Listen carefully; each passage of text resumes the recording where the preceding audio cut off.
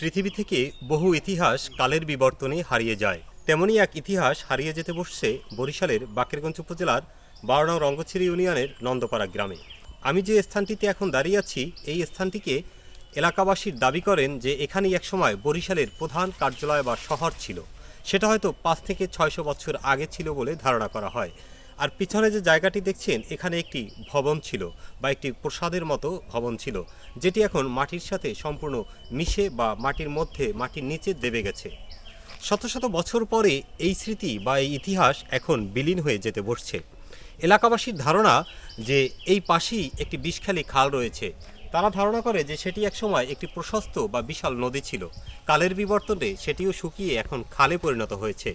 তারা ধারণা করছে যে এই রাজপ্রাসাদে বা নবাবের রাজপ্রাসাদ থেকে এখানেই যোগাযোগ করা হতো, এখানে মাল সরাসরি জাহাজে করে নিয়ে আসা হতো বা এখানে রাখা হতো।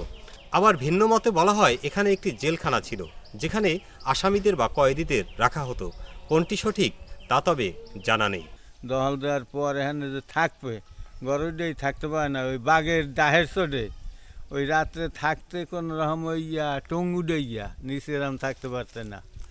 তো ওই বাঘের জ্বালায় হুয়ার বাঘ জ্বালায় থাকতে পারতে না, এক ফিরে আইয়া আবার সরিয়ে গেছে। হ্যাঁ, আগে বাঘ আল যেতে আমরাও দেখছি বাঘ।